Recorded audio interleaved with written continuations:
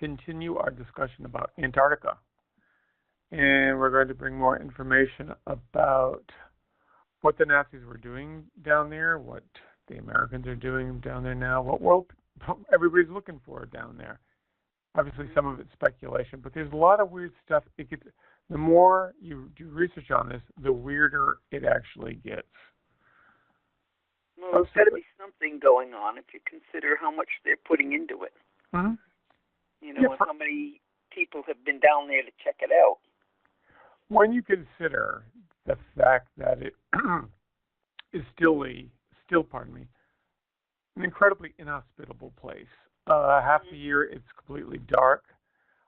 It's ridiculously cold. It's right at the bottom it really is at the ends of the Earth. Did you know when Antarctica was officially discovered? I mean, just ignore the Perry Reese map and everything that actually had it on there. Mm-hmm. It was anywhere from, it's like unofficially, well, to actually have gotten there 1820, speculation about its existence, but it had not been found. Yeah. Until, I think it was like 1814, somebody came within like 70 miles of it. Okay, but still pretty far away. And the first American was one of my relatives. Oh, yeah? I almost dropped it. My jaw dropped when I read it. Yeah, it had a Russian guy was the first to see it, but didn't step foot there. The first person to step foot probably was a British guy. And then Captain Nathaniel Palmer from Stonington, Connecticut. Oh. They called them sealers. They, went seal hunting. Yep. And, like whalers. They were sealers. And for folks that don't know, Connecticut, Rhode Island, Massachusetts coast area were some of the leading areas of that sort of trade back in the 1700s and 1800s. Anyhow, yeah. And there's Palmer Island down there is named after him. Wow. Crazy. You'll have to go down the stump all around and go back. No, I'll go on Google Earth. I'll go on Google Earth and say I did. Anyhow, yeah. I mean, that's how recent it was. But then it gets into what we've had on the show before, the Perry Reese map, which I think isn't that in, does Yale University have that currently? I think. Or no, that's the Voinovich manuscript. I don't know who has the Perry Reese map. This is a map we know is at least hundreds of years old before much of the New World was ever discovered, let alone Antarctica. Mm-hmm. Yet it accurately depicted Antarctica with no ice on it. And modern map makers today believe that parts of the map, it was kind of sort of accrued with different knowledge at different times and pieced together apparently, dates back maybe 3,000 years as part of like the oldest part of the Perry Reese map. Yeah. So how on earth do they know what? Because it's only very recently with technology that we can tell what's under the ice and what kind of topography. Even certain things that we thought. But they weren't too far off, David, because what they found in the ice were palm trees. Oh, yeah. No, absolutely. So whoever did it was right. Yeah, and, I don't know about the animals and whatever, but the pictures on Perry Reese map, they had animals on there, which sort of dovetails into what Antarctica is or was. See, at least when this map was drawn, it was at the bottom of the world, so that was at the South Pole at that time. However, was it Atlantis? This is what people have come to believe. It is what the Nazis believed. Yeah. And one of the obsessions, along with they're the Aryan race, they're going to take over the world, they're the superior people, blah, blah, blah. Their origins come from Tibet more recently, but before that, they thought the Aryan race were the remnants of people who fled the flooding Antarctica, which during the flood not only went under the ocean, apparently zipped down to the bottom of the world. Due to the climate at the bottom of the world, over time got covered with layers of ice that eventually became this ice cap, which now, of course, is breaking up. So who knows what, maybe that's why, with the climate change and everything and these huge ice sheets breaking off, maybe they're always going down there to see what they find under it, or maybe it gives them better access. Well, I would imagine it would. I mean, if it starts breaking off in big chunks, like it's been doing, then I would imagine that if you're going to be looking for something, like even these objects that they say are 3 spaceships, like motherships, that they have located down there. It could very well be. Remember, there was one about the guy with the photograph of a pyramid behind him? Yes. Well, doesn't that kind of fit in with the area as well? I mean, if there were pyramids down there, how do we know that it wasn't very similar to the way Egypt is today with the pyramids they have? Right. Because most of the pyramids that are found are usually found in areas, except for a couple, I guess, that are in Alaska and places like that. But for the most part, they're usually found like in, really warm climate jungles and stuff.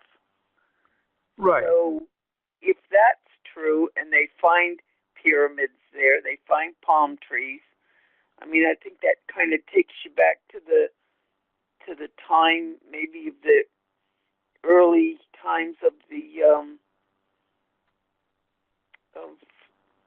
what am I thinking of? Pyramids in Egypt. Right. So yeah, I can see why maybe they're down there checking all this stuff out. Oh, I think they absolutely are. The amount of time and money that's invested in going down there. I mean, when they talk about natural resources, it's not worth the time and effort to get quote-unquote natural resources off of Antarctica when you only have a very limited window of opportunity to go down at any given year. It seems ludicrous to me. However, when the Nazis went down there, they didn't just go with like one little submarine and a couple of little planes. Oh no. No. They went down with a fleet.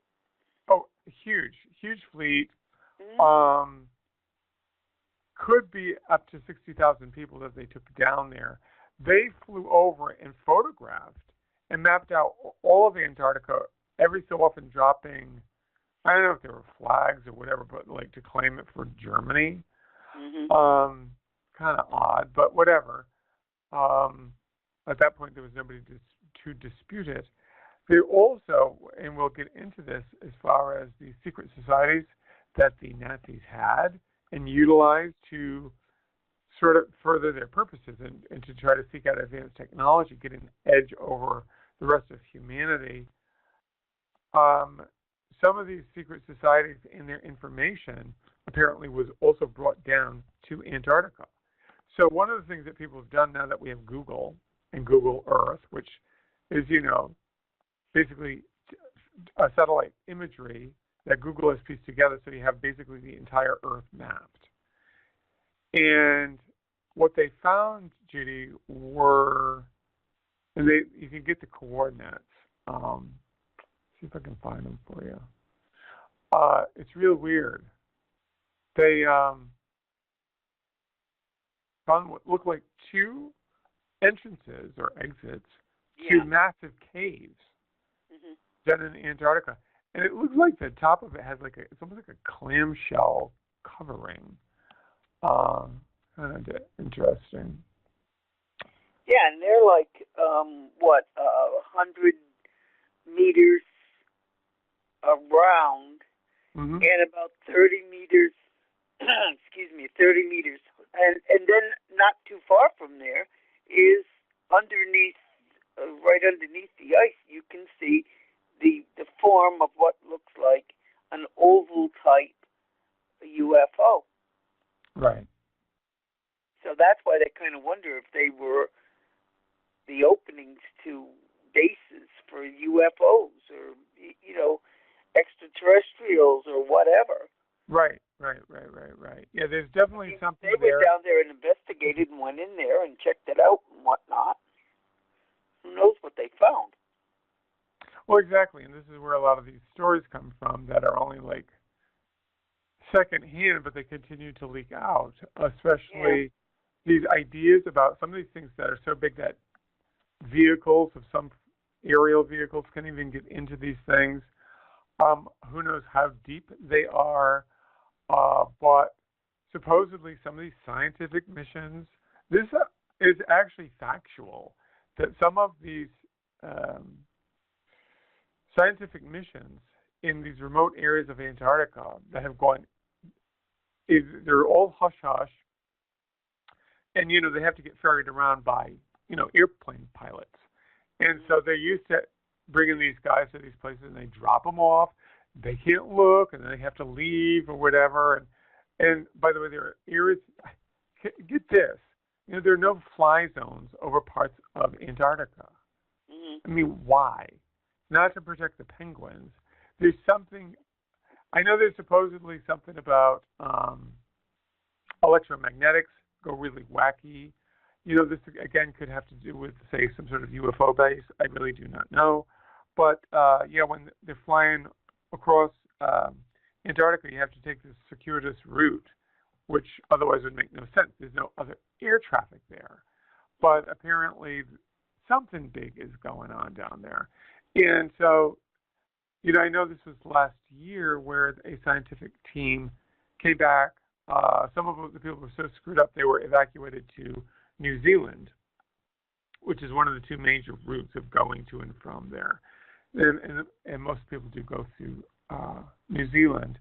And the pilot, ended up kind of going online and talking about it because it's like these people look beyond seeing a ghost. Mm-hmm. They were, it's like they were just told, the end of the world is coming or something. They couldn't talk. They were just shell-shocked, scared. They had like, what happened to these people? And they're scientists, so who the heck knows? There's a lot of weird stuff. But it does seem as though and it can be more than one thing that's actually going on down there, but that they have Sounds found, like to me that there's two or three things at least. Sure, that they have. They seem to all pertain to aliens. Correct. Well, actually, we might as well go there. But yeah, so it seems as though it's something like ancient artifacts, alien bases, whether it's Nazi technology or pre-Nazi technology that they found down there. Yeah, one of the things that really opened the whole door, obviously the nuclear age, apparently. On the other hand, I guess probably aliens have been here all along and we just didn't know it. But then they sort of had to interface with us because we are starting to make advances. Anyhow, so with the idea of getting an edge, the Nazis not only use their scientists, they also use the occult. There was that Thule, sometimes called Thule Society. Mm-hmm. That was kind of the original occult society in Germany. And it had people from the highest rungs of the Third Reich in it.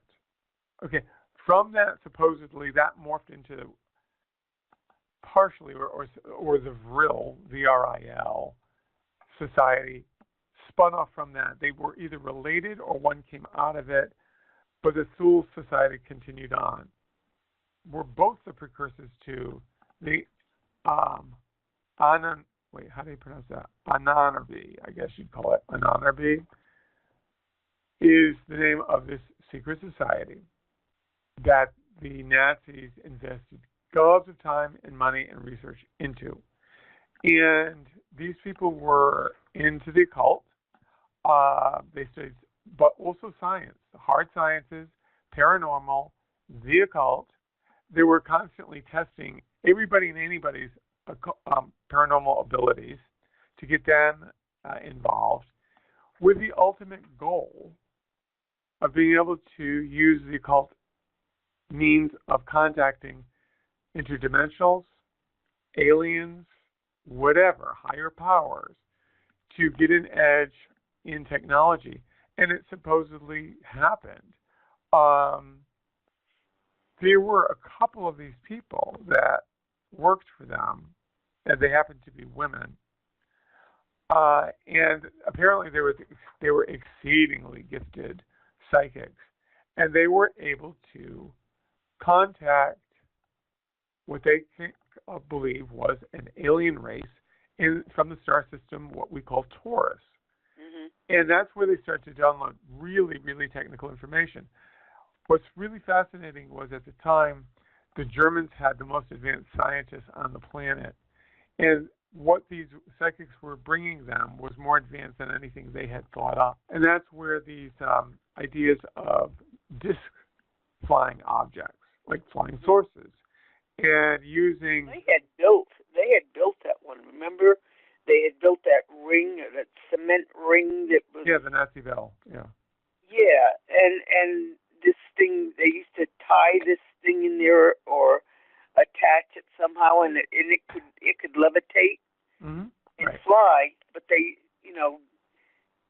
at that point, I don't think anybody knew whether or not they had flown the thing anywhere else. But they knew at that point that they could make this thing levitate and they could turn it on. Correct. It Yeah. was totally round. It looked like what we would think of as a flying saucer. Right.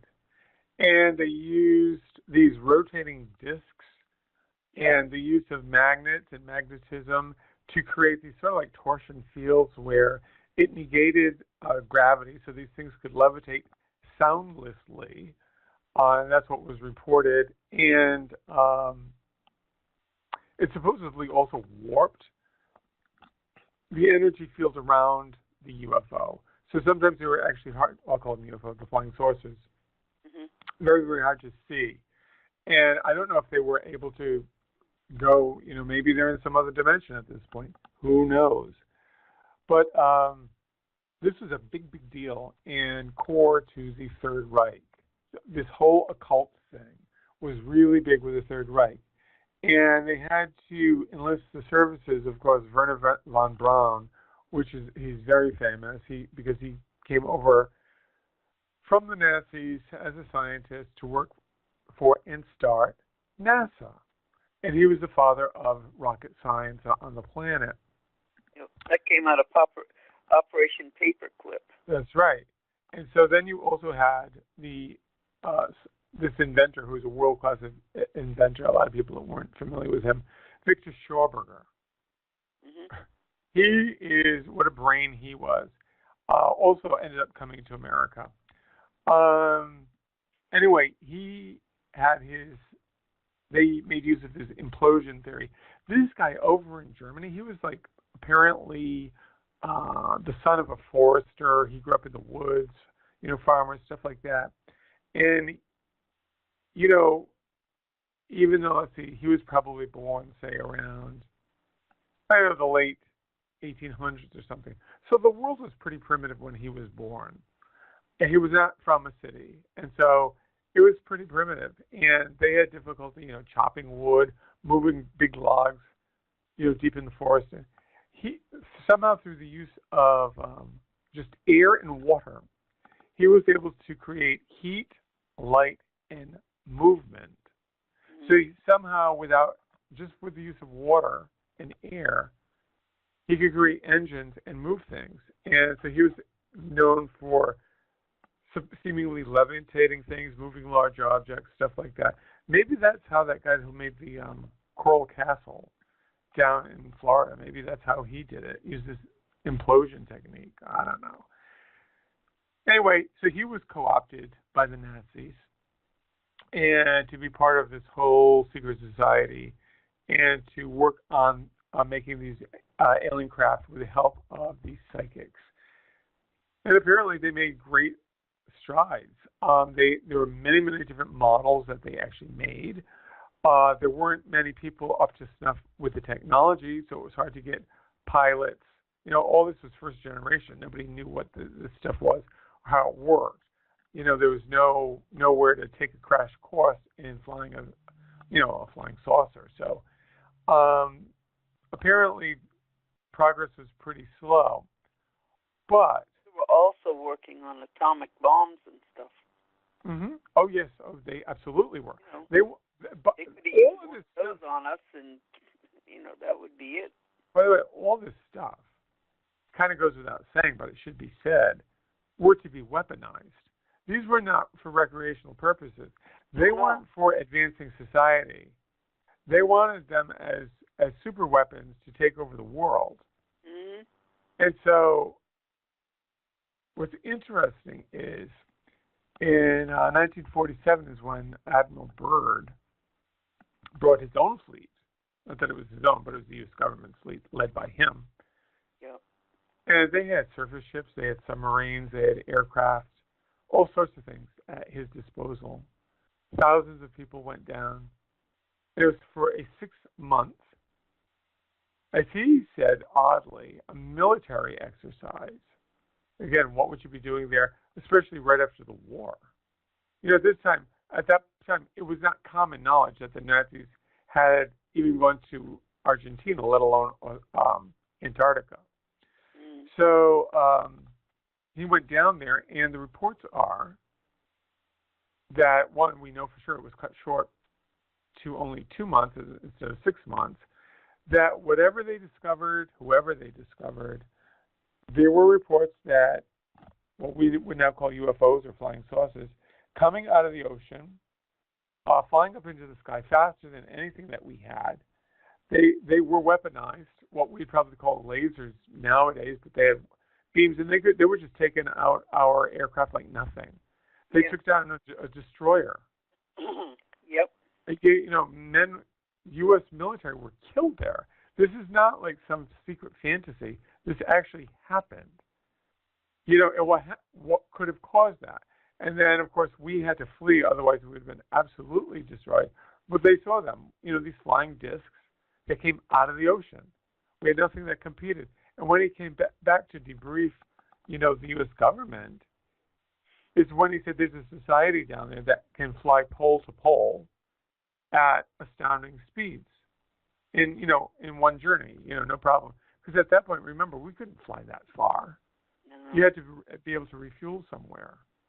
There was super advanced technology going down that he happened to stumble on. It's really fascinating, to find out about that, because Admiral Byrd was truly an admiral. He was a big wig, world famous.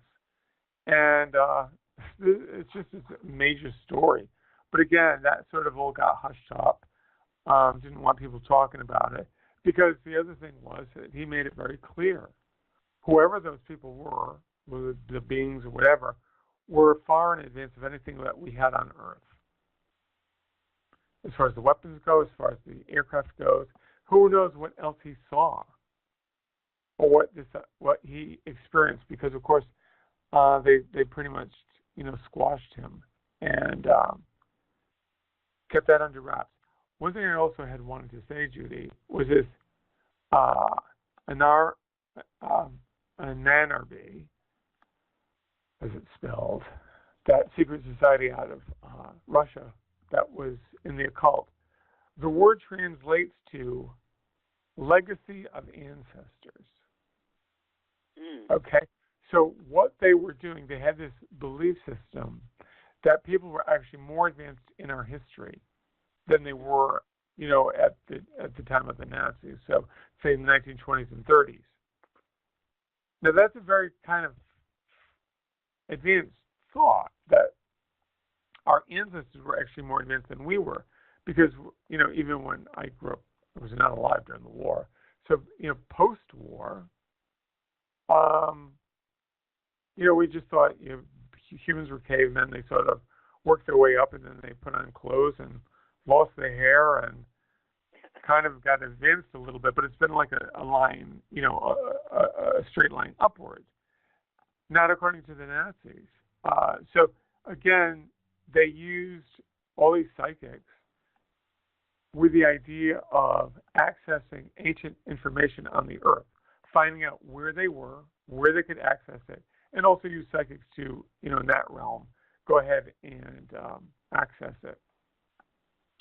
It's really interesting that something that is so crazy, so far-reaching, so massive, as a world war, where they went to the extent of having all those sick concentration camps, cooking people up, on a daily basis or gassing them, just unbelievable insanity. Yet at the same time, we're absolutely obsessed with what was in Antarctica and what our ancient history was and how we could glean advanced technology from our history. Mm-hmm. You never hear anything about that nowadays. So I mentioned before on the show, we know that because we have friends in high places, we know some high-level psychics. Governments use them. They use astrologers. They use psychics. Western governments use them. It's not just Russia. But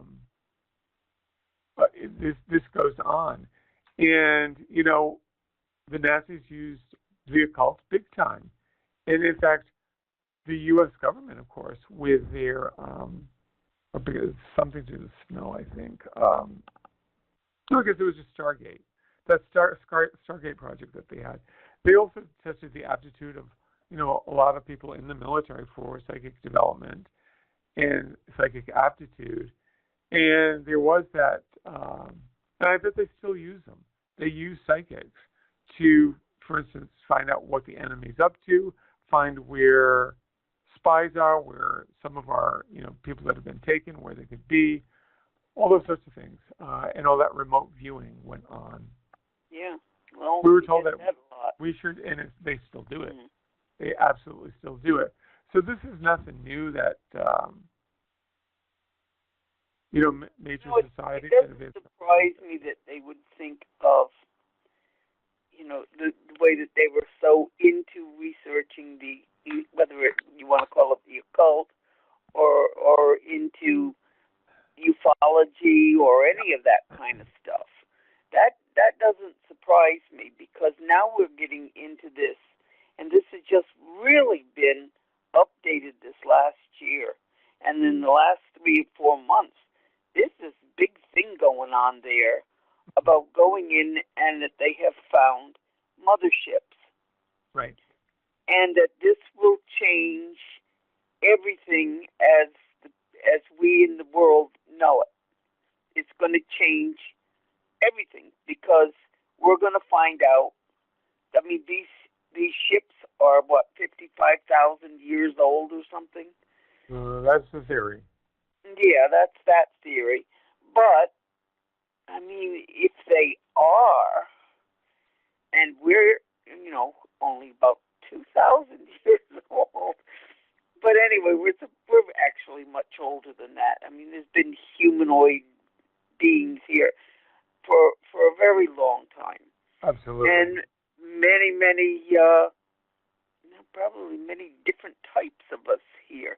But when you get into studying the UFOs that they say they have found down there, and changing everything, the way that we think, and our religions and all of that.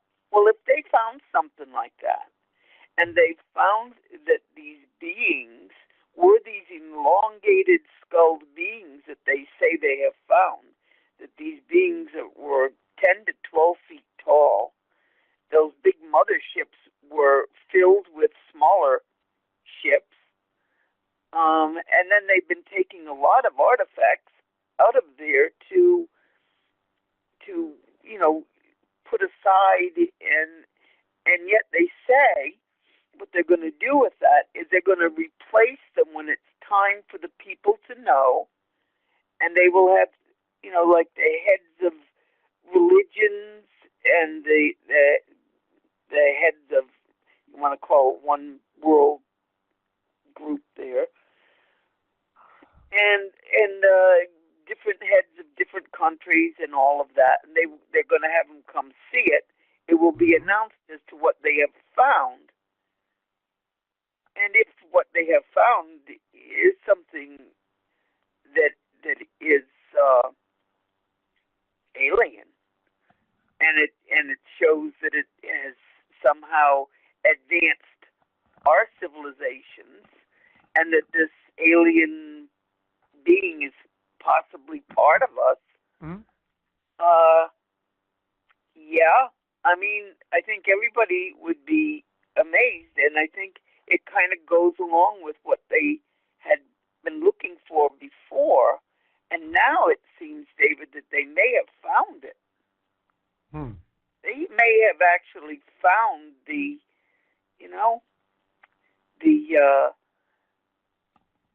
well, I don't know what you want to call it, but they may have the proof that they have never had before. And that's why they're talking about all this. That's why they're all going down there to see this thing.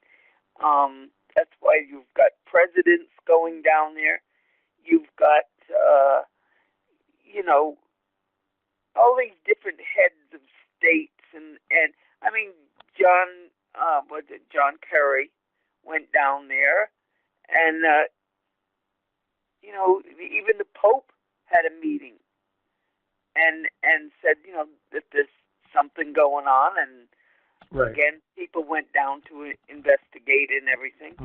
So it kind of, that's the part that kind of gets me really interested, is that, here we had the Nazis who believed that this stuff existed. I really think they believed it existed, and I know that they used these psychics to connect with these people.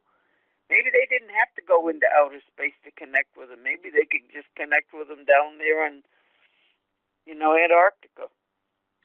Right.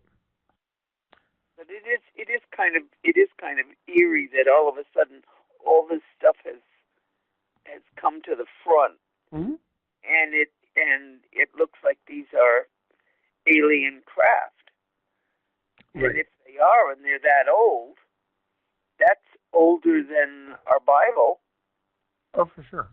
And so our Bible told us about these beings coming down, and of course they were supposed to be angels. And, I don't know. I just think it's very, very interesting, and I think it's going to get a lot more interesting as time goes by. I don't think it's that far from us knowing the truth. Yeah, one of the things I wanted to say about the Bible was, especially the Old Testament, goes back thousands of years, and it's pretty obvious that just like what people do is they sort of take from others before them, and even something like the story of the flood, the worldwide flood that happened had to be sometime around 10 to 12,000 years ago. Okay, so that would have been still 6,000 to 8,000 years ago before even the oldest parts of the Bible even written about. Okay, so just think of between now and when the pyramids were supposedly built. That's the same time frame between the flood and people writing about the flood. Now, where do they get that information from? I think a lot of it just comes from oral history from other traditions around the world. And the Old Testament, especially the very oldest part of it, is full of references to beings that are not human. They're humanoids, but not humans. And these beings that came down, whether they're angels or titans or these giants and all these other sorts of things. I think that's what it goes back to. I think it was a bleed through, or whatever humans still remembered, and they kept it in the consciousness because it was such an important impact on the planet. And so, I think what you might have been alluding to is this theory that we were either seated here, or whatever the indigenous animals were, like apes or whatever, or even some sort of humanoid, and were genetically manipulated by these ancient beings. I know a lot about. I've seen that before, like on the TV show Ancient Aliens, stuff like that. Yeah. They give pretty credible interpretations of the Bible where it could actually be indicating genetic manipulation. I mean, I think when I think of God and creating us, I think of as creating a soul, but the actual physical body, I don't know. You know, that whole bit about mud and the rib and all this other stuff. I don't know. Were they talking about some sort of DNA cloning? Maybe. Who knows what was happening and who knows who did it? It's all entirely possible. And see, I'm of the ilk. I think I know that the governments know way more than they let on. I know the military knows way more than they're letting on. However, will they ever share it? I don't know. I also do know that they use the media in the form of TV, radio, movies, stuff like that, music, to get different concepts out there. Not everything. There are sometimes it's just original work by an artist. But a lot of times information is seeded into a TV show like The X-Files or Stargate. Some of these movies, whatever, they put information in there. Or even the social themes one that have nothing to do with technology or aliens. But I mean, even the movie E.T. Phone Home, I think, right? Or no, Close Encounters, I think it was. They had government people as advisors on that. Mm-hmm. You know, so, I mean, for a movie? No, because they wanted it accurate and they wanted to get information out there. Because eventually, that's a way of introducing it to people where they're not going to freak out about it. You know, like doing War of the Worlds over the radio without telling people, you know, that we're not really being invaded by Mars. Though I understand they did have that caveat, but a lot of people tuned in late and didn't hear it, and they started to flip out. Yeah, I think that they do know these things. Will they tell us? I still think that's a pipe dream. I think that they don't. They don't want to. But in today's world, where everybody has a cell phone and everybody therefore has a audio-visual device that they can record, and we have the internet, so therefore we can say things. You know, people in, you know, New Zealand can immediately say, "Hey, wait a minute, what's going on with all these flights to Antarctica?" All of a sudden, we can tell you who's going. You know, people get to piece things together, and something major is going on, something weird is going on, and it does have to do with our past, or somebody's past anyway. Well, their theory has always been that they would start a panic. Right. If they told the people of the world, you know, what was really going on and what really started everything and all of that, that they would just cause a panic and people wouldn't have enough common sense to, you know, not lose their minds and go off on a rampage. And, you know, in a way I can see it because, I mean, there's just stupid things that can set some people off on ridiculous rampages. Right. You want to call it that. But, you know, I think in one way maybe they are kind of right because look at the fact that there's been so much taught to us, whether you want to call it religion or whatever, over the years, for thousands of years now, we've been taught this and that. And then we're supposed to believe that totally without questioning that this is how we were created, this is how we were formed, and blah, blah. Can you imagine what would happen with a lot of these people if they found out that, well, we were a subhuman at one point, but then all of these beings came down and they did some, you know, some changes here and there and genetically modified us, and all of a sudden we became a little bit like them, and it allowed us to move forward. It allowed us to, you know, to advance, to become civilized and all of that. And so I can see how, in one way, it would cause some certain people to go into a panic. And then I think there's a lot of other ones who actually believe that it's probably true anyway. Right. So it's a 50-50 shot as to what we're going to do. But, it just seems to me that that's what they're working on as far as this whole thing down there in the Antarctic. I think that they're working on trying to get all the information on this stuff so that they can put it out there. They can tell people what they found. They can tell people about these motherships and, go on from there. I mean, we've had a lot of presidents who have seen UFOs and stuff. Yes, we have. And supposedly several of them who have met with, aliens. Yeah, I wouldn't be surprised. But maybe they're not alien at all. Right. Maybe they're just part of us. Our better half.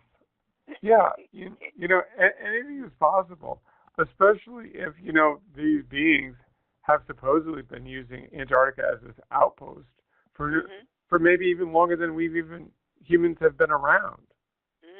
Because, of course, the theory is that they created us. That I don't know, but yeah, there's something real weird there with this whole topic.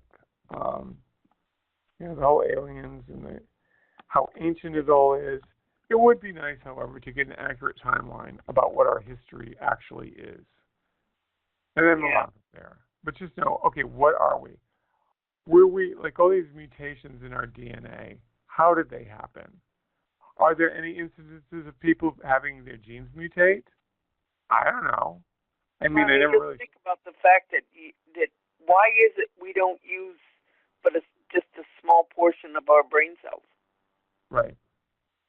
I mean, maybe if we had the ability to use all of our brain cells, I mean, maybe we'd be more alien-like. We'd be able to think and do things like create flying saucers. So just go out in the backyard and create whatever, and instead of making little flying planes, we could create something really tremendous and go flying off. But yeah, I don't know. I think we're going to come up. I think they're going to come up with something, and they'll probably try to hide it from us. But the more that this stuff gets out, I think that they're may be forced to tell the people what they found. Well, who knows what we found in 1947 and what we used. A lot of people said, now get the year 1947, Roswell. And they think that a lot of our technology came from the crash ship at Roswell and back engineering from that. Maybe it didn't. Maybe more of it came from Antarctica. It was that same time period. And what's real interesting is as the tide had turned in the war and the Nazis were beginning to lose at long last, they started to, one, vacate Germany and head out to South America and to Antarctica, also to other parts of Europe, incredibly. But anyhow,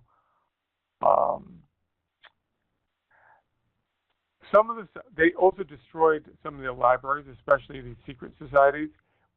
What they couldn't get out and apparently bring to Antarctica, they destroyed, so it wouldn't get into either Russian or American hands. But one thing that they did find was a blueprint for a cigar-shaped craft, 139 meters long. Okay, that's long.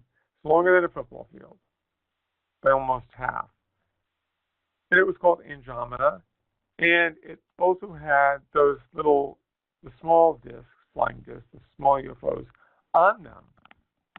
They had bays on this gigantic cigar-shaped craft.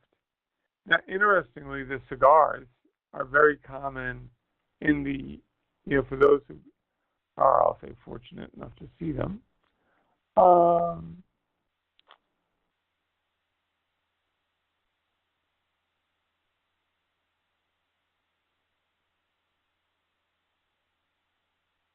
You still there?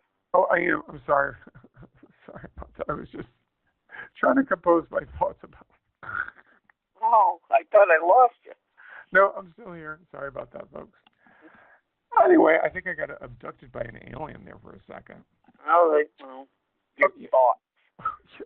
One of the other things that I was going to say about our friends, the wacky Nazis. Well, I was going to say, I know what it was. Sorry, about how so much of the technology, our governments have never been forthcoming with where they really get their information from. And so remember when that McKinnon guy supposedly broke into NASA and they tried to stitch him up? He was an Asperger guy. So they actually took it easy on him and did not extradite him, thank God. Mm-hmm. And he broke into the NASA. As he said, he'd never broke in because they didn't use passwords. And they were able to find out that he claims that he found secret off-world air forces, if you will, that they had ships that could go out of our atmosphere into space, and they were, manned, and they had fleets of these things. Interestingly, that's what I think that cigar-shaped thing that they got from the Nazis, that Andromeda, that had the little discs, that would be like the quintessential mothership. Now, whether that was a prototype from something earlier that they found from the real UFOs, I really don't know. It's unbelievably fascinating. But that's one core thing that was going on during World War II. While the rest of the world thought we were just fighting for our very survival. At a higher level, both the Nazis, Allies and Axis, were fighting for the superiority of the secret and esoteric occult knowledge. One of the things we've talked about it before, about him, the Nazis had the sword of Longinus there, the spear of destiny, I should say, the one that's pierced Christ's side, on the cross. Whoever held that could rule the world, or at least Europe. And so the Nazis were happy with that one. But they wanted it combined with the Holy Grail, the Grail Cup, or what we call it a chalice, from the King Arthur legend, because that represented, the sword was the masculine principle, the cup or chalice would be the female principle of wisdom, and married together they would actually rule the world. But in the occult version of what they were pursuing, they needed that. So that was also one of the things that they were looking for and constantly trying to find. And again, using these people, these psychics, in those secret societies to find all this stuff. It's real weird. It's just weird. It just lets you know, just like I say, you hear things leaking out about when we went into Iraq. How much do they, at one level, we're told that all these Muslims and refugees and everybody, we have to welcome them because it's just another culture and everybody's a human and la la la la la. Well, interestingly, they didn't think Saddam Hussein was very loving. They didn't give a big heart message to him or to Assad or to Muammar Gaddafi and all those people in Egypt that got killed. We're definitely part and parcel of overthrowing these countries. What is the real thing? A lot of us thought it had to do with oil. Maybe they wanted us to think it was oil. A lot of information has crept out that it didn't. That it had to do with all the ancient artifacts that were possessed in places like Libya, Egypt, and Iraq. And supposedly that's one of the things that we went for with the antiquities. Supposedly these stargates, these ancient artifacts that can create energy. Pardon me. We know that there was incredibly advanced technology back then, just by the monuments they were able to build.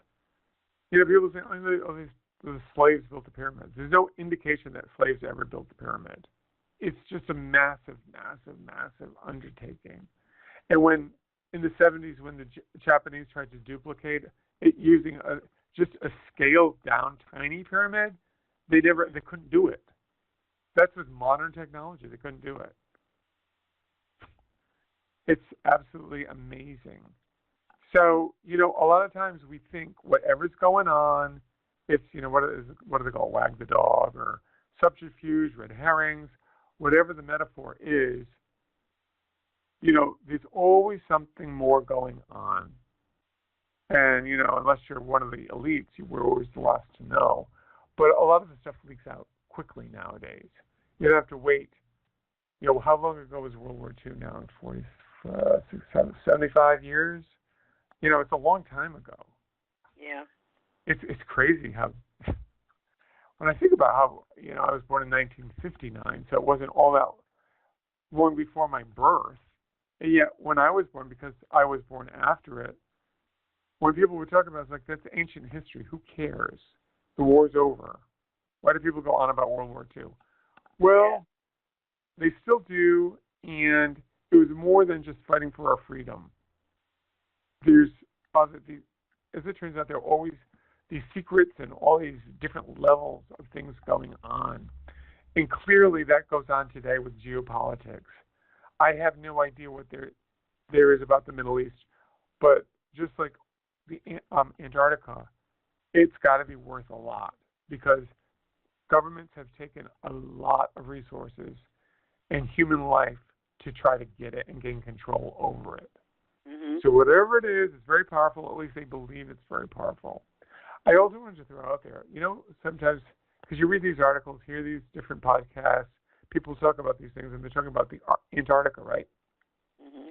I usually call it Antarctica, and then people say, the Antarctic. I'm thinking, yeah, that's a word, right? That's what we call it, the Antarctic. But is it the same thing? Drum roll. It isn't actually the same thing at all. Antarctica is part of the Antarctic. The Antarctic is the entire polar region. Yeah, that's the entire thing, including the water. So if you drew where the Arctic Circle is? There's an Arctic Circle that defines the South Pole. Mm-hmm. It's not just the landmass, but it's the water around it and the islands around it. That's the entire Antarctic. Mm-hmm. Antarctica is just the landmass with, of course, all that ice on top of it. And where the Nazis have bases to this day. Ice and all the little spaceships under there. Sooner or later, I think the more things start to melt, they're going to see a lot more things popping out of that ice. What's interesting? One of my all-time favorite shows was Stargate. And it's on endless rerun, so watch it if you can. I loved it. One of the pinnacle stories had to do with, one, obviously they had Stargate, so they weren't just using aircraft, which they had, spacecraft, but they would go through these Stargates, so they could go back and forward in time, but traverse great distances in a second. One of the Stargates, guess where it was? Down there. Antarctica. In a cave in Antarctica. And so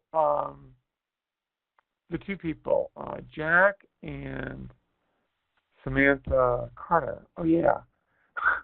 Major Carter. She was great. She was absolutely great.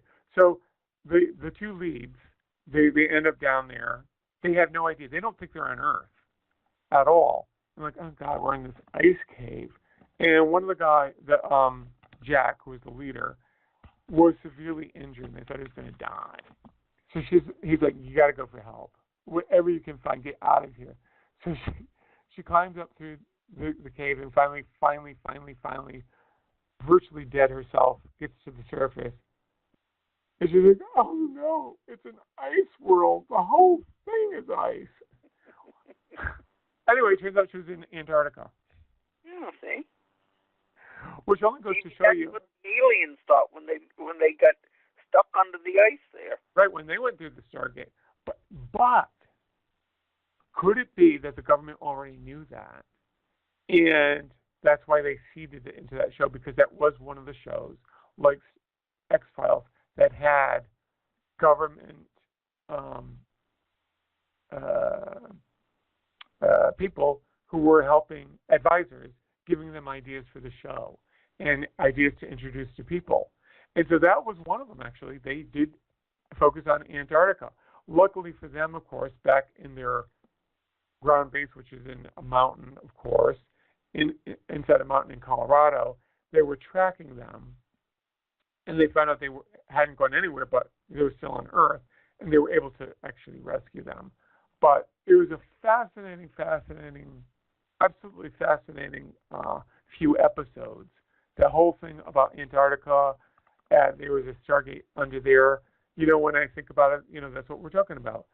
Stargates from the Middle East, advanced technology. They had it. Maybe it was all Atlantis, and of course, in Stargate they used to talk about what were the two cultures they would talk about. Atlantis, which was a spin-off show of Stargate, was called Atlantis, right? Mm-hmm. And the other one was Egypt, that the pyramids were actually spaceships. Eventually, they took off, and that they were the gods like Ra and Seth and Osiris, etc., Isis. They were all those weren't gods. They were aliens who had superior technology. Yeah, well, all of those ideas were seeded into us through Stargate. So, you know what? Oddly, 15, I don't know, that was back in the 90s, 20 years on, I don't know. It seems as though we're finding evidence that was probably pretty accurate.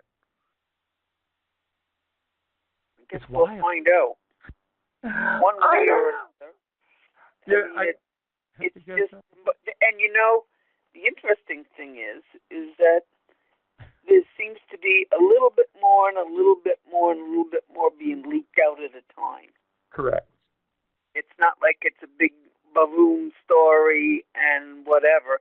Now it's little bits at a time, so you get these short little stories about stuff that they're finding down there. Right. And a lot of times it's hard to figure, but a lot of these people that are high up in the alternative racket, as I like to call it, do have informants. A lot of times, like we know that we're monitored. We know that right here at the Unknown Zone on Blog Talk Radio, we are monitored by the Secret Services. We know that. If they like you or they think you'd be a good vehicle for them to disseminate information, sometimes people are contacted. Sometimes they put out false information too. But that is what happens. A lot of these people have contacts, or people that just want the world to know will leak information to people. It's real fascinating. Yeah. It's just what gets me is what used to be sci-fi turns out to be real. And actually what we think is real at the time is all BS. Well, think about it. Pathetic. We are the only planet on, remember? We're the only place that has sentient life. Mm-hmm. Why? Why would you even think that? Why would you declare that is true? And that's the way we are. Here we are, the little paper bags on our heads, and there's nothing else out there. And the world, we're born, whatever lot you have in life, you only live once. All those stupid little sayings, no you don't. You live forever. We all live forever. So why are we living like we are? Because that other theory and belief system allows a few people to gain control over us. Yeah. That's what that's all about. It's all about power and control. I don't know. I know, but I do think there's plenty of information to indicate there's some amazing technology out there. I think that we've got it. I think that the Germans had it. And who knows? Well, let's face it, if they can get into these big motherships, you're going to know a lot more alien technology. Wouldn't it be the hoot of hoots? The hoot of hoots, the craziest of crazies, if Adolf Hitler was still alive flying around in a mothership. They get down there, and there he is, sitting there. Oh, my God. Yeah, because they had that sarcophagus thing in Stargate where they could regenerate themselves, and they lived on and on and on that way. Nothing would surprise me. Well, we shall see, and I don't think it's going to be that far. I think they're going to come up with more and more stuff. They have to explain why they're having all these